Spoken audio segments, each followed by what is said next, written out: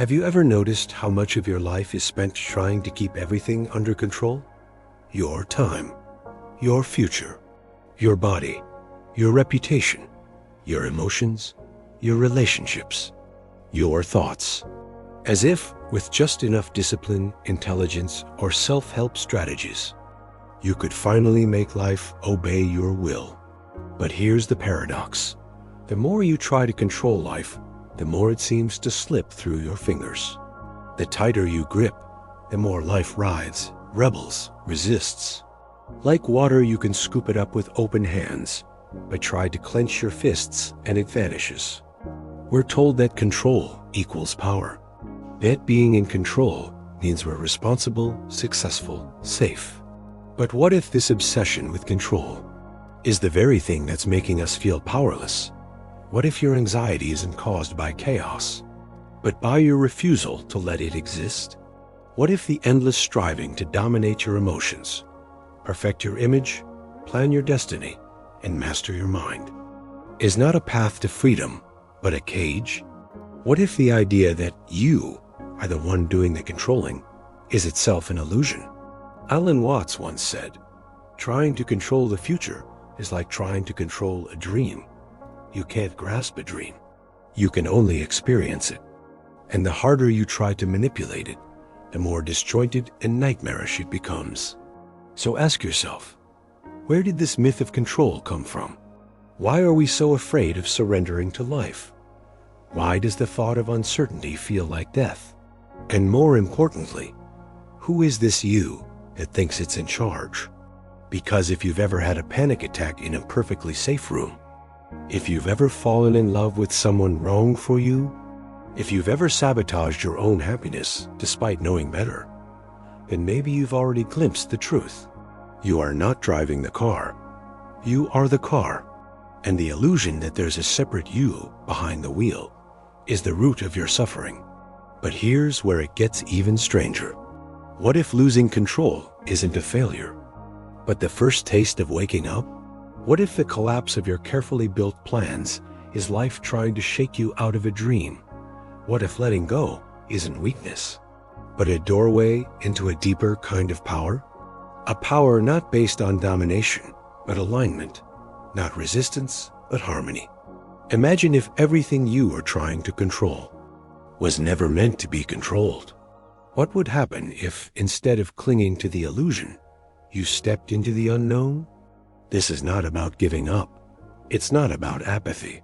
It's about discovering that the world moves not when you push it, but when you flow with it.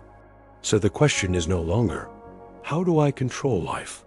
But rather, who taught me I needed to? In the next chapter, we'll uncover the deep psychological and philosophical roots of this illusion. We'll explore how society, ego, and fear created a false self-one that believes it must control or perish. And we'll begin to unravel the silent war between the life you're trying to manage and the life that's trying to emerge. Are you ready to see through the illusion? We weren't born obsessed with control. A newborn doesn't try to control its heartbeat. A tree doesn't micromanage how its roots grow. The ocean doesn't apologize for its waves. But somewhere along the line, we were taught something unnatural, that life is not to be trusted, that chaos is the enemy, that we must separate ourselves from the wild rhythm of existence and conquer it. This is the hidden inheritance of modern consciousness, a subtle belief encoded into our education, religion, and culture that the world is something out there and you are something in here, that you must master it. That safety comes from distance, superiority, control. But who is this you that's doing the controlling?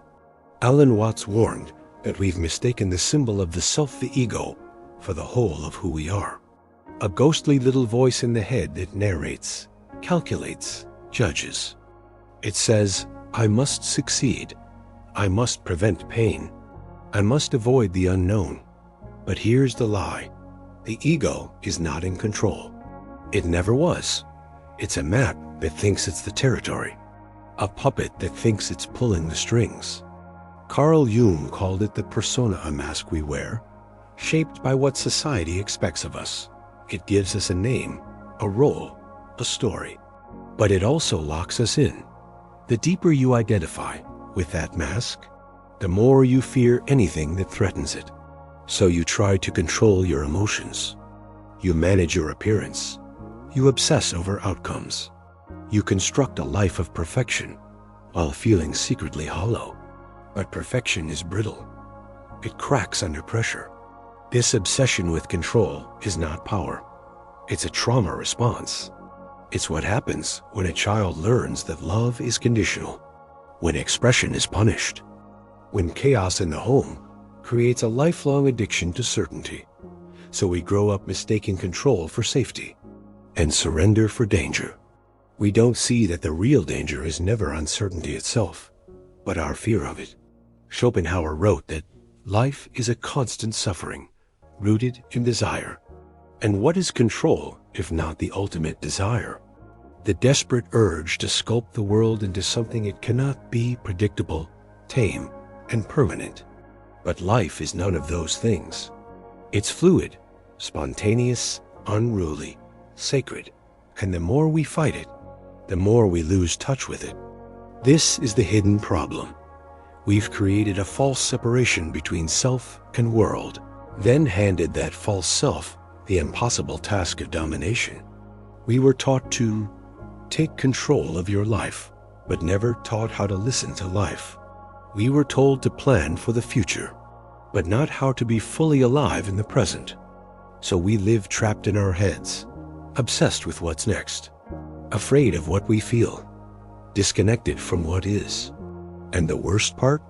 Society rewards this illusion. You're praised for being on top of things, for having a 5-year plan, for suppressing your emotions in the name of professionalism, for controlling your narrative on social media, polished, perfect, invulnerable. But behind all that control is a deep, aching anxiety. Because no matter how tightly you organize your life, one phone call, one diagnosis, one betrayal, one moment of chaos, and it all crumbles. Why? Because control was never real. Only the illusion of it was. Watts said that the desire for security and the feeling of insecurity are the same thing. In other words, the moment you chase control, you're already declaring that you don't have it. And the more you seek it, the more it eludes you. So what if the ego isn't meant to be in charge? What if the real you is not the voice of control, but the presence beneath it?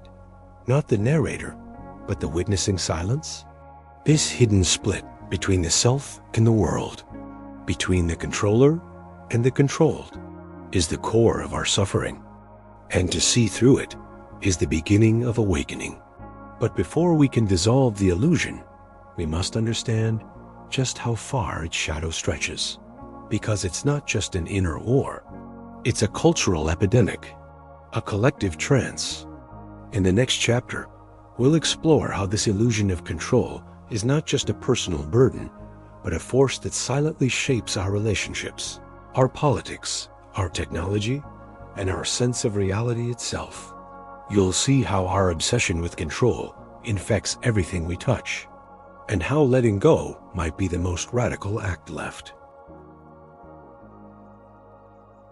What happens when a society builds itself on the illusion of control?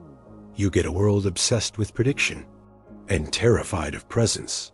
You get people who look confident, but are hollowed out by chronic anxiety. You get relationships that resemble negotiations, not intimacy. You get technology designed not to liberate, but to monitor, optimize, and numb.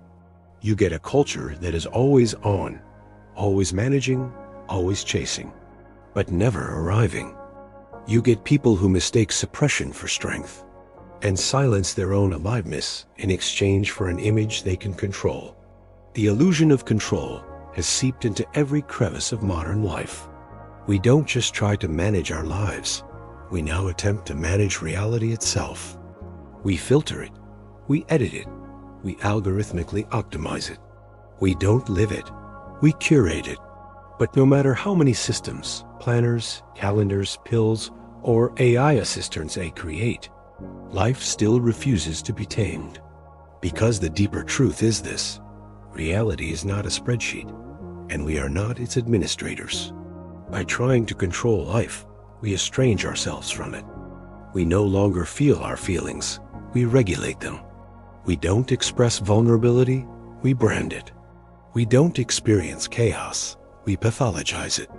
Even spirituality is often reduced to another control mechanism.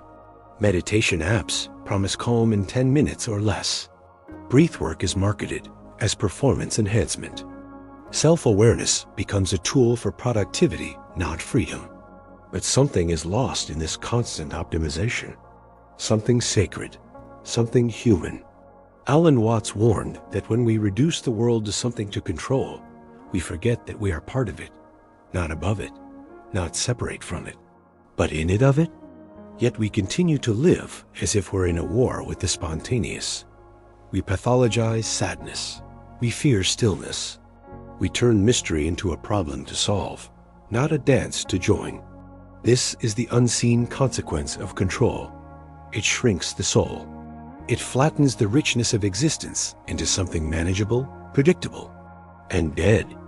And the cost isn't just internal, it's everywhere. Politically, our obsession with control leads to surveillance states.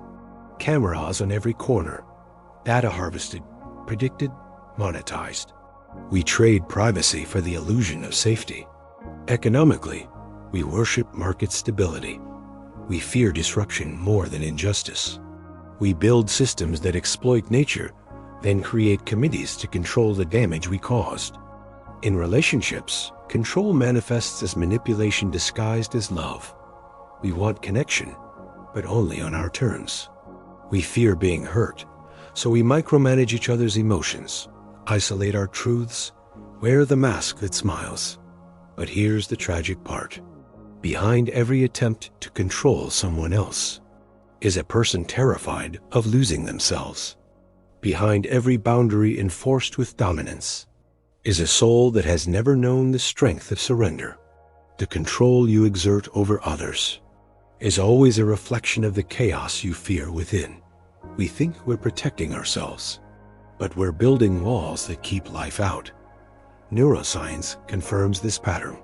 When the brain senses unpredictability, it activates threat responses. It seeks patterns. It clings to the familiar. It chooses control, even if it means disconnecting from joy, intimacy, or truth.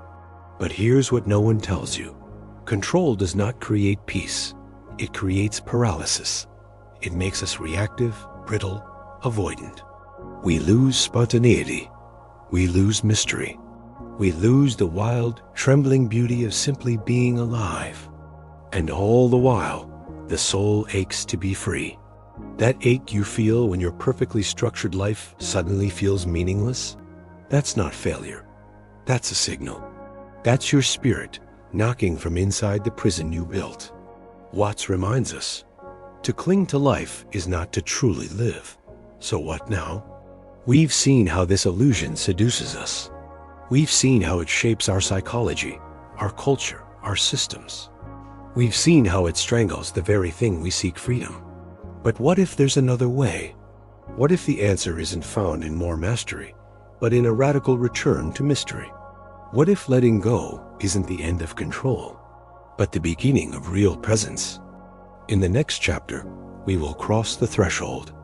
We will rebel, not by fighting life, but by yielding to it. Not by suppressing fear, but by dissolving the one who fears. You will discover how surrender is not passivity, but the greatest form of alignment. And you will begin to remember the forgotten language of trust. To break free, you don't need to fight harder. You need to stop fighting altogether. That's the rebellion. Not more effort, not more structure, not more control, but the quiet, seismic act of surrendering. Let that word sink in. Surrender, not to oppression, not to helplessness, but to life itself. Because if the illusion is control, then the cure is trust. Alan Watts called it the wisdom of insecurity, the art of being fully alive in a world that guarantees nothing. Imagine standing at the edge of a cliff. You've spent your whole life building fences, bridges, safety nets, anything to avoid the free fall. But one day, something in you shifts. You no longer ask how to fly. You simply let go. And to your surprise, you don't crash. You float. Because the thing you feared wasn't the fall. It was the surrender. Real freedom is not about taming the storm. It's about becoming the sky. So how do you begin? Start by noticing the subtle ways you try to control.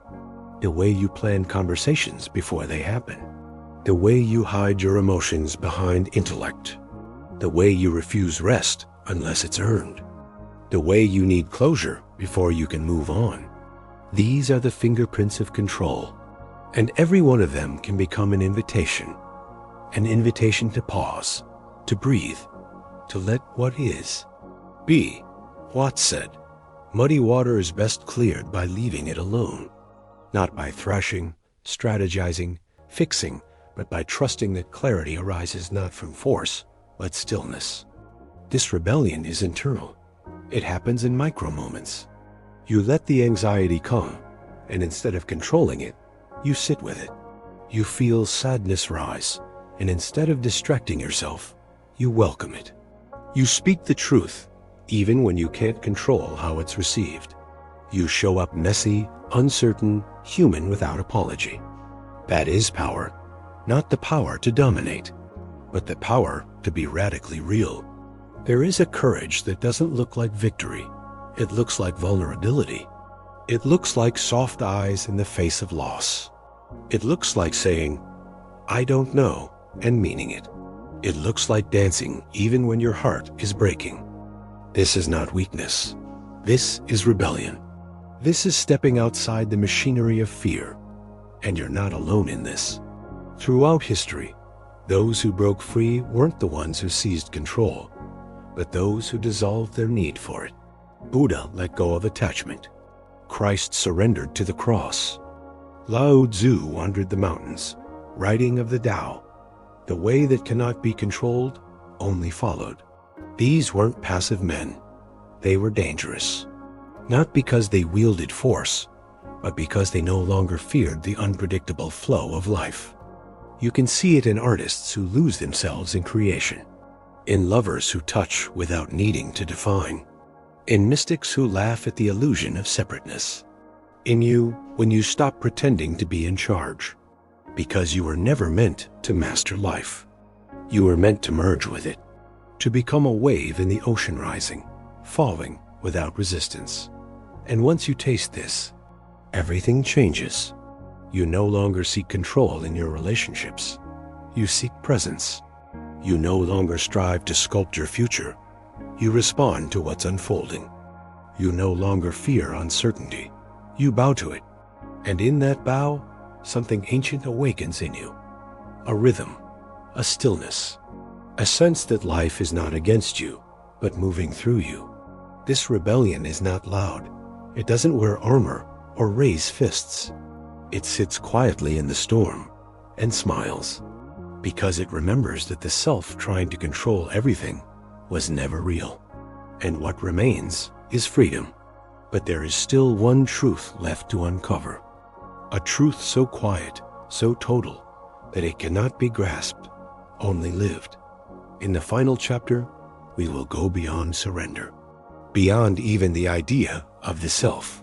We will dissolve into the ultimate realization and see why the man who no longer needs control is not just free, he is awake. Imagine this. You're standing at the center of your life. No maps, no timelines, no scripts to follow. Just the raw, untamed aliveness of this moment. And for the first time, you're not trying to steer it. You're not chasing, fixing, resisting. You're simply here, still aware, unarmed. Then something strange begins to happen.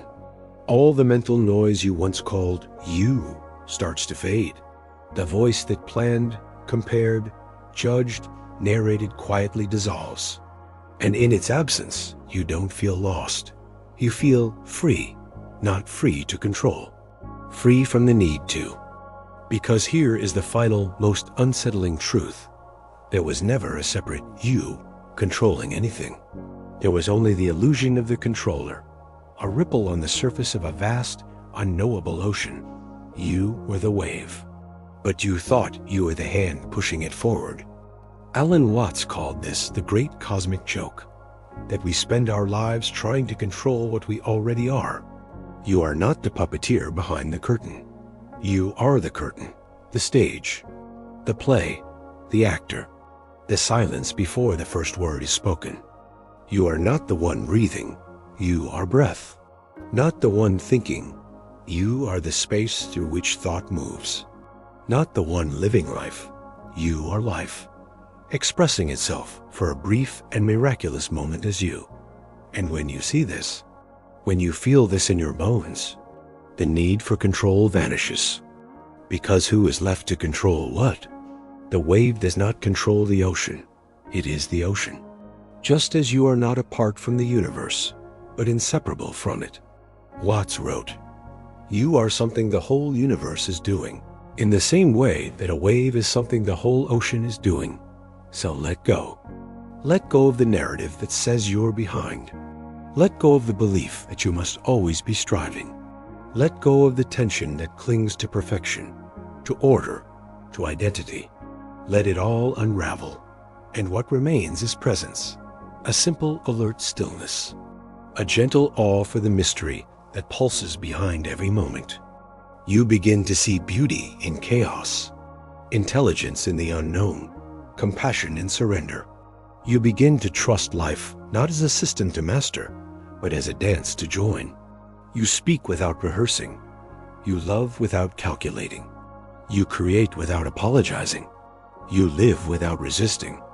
And suddenly, you understand what all the sages meant when they said, "The river does not need a dam. The flame does not fear the dark. And the heart does not need permission to beat." You understand that true power is not found in domination, but in union. Not in control, but in communion. And in this seeing, a quiet smile forms at the edges of your soul, because now you remember there is no controller. There is only the unfolding, and you are it. So walk into your life not as its architect, but as its expression. Let each breath be an act of trust. Each moment, a surrender to something deeper than the mind can name. You were never meant to hold it all together. You were meant to fall apart, dissolve, flow, and become. No more control, no more war. Just this sacred, chaotic, beautiful now, and the stillness within it that has always been watching. Welcome home.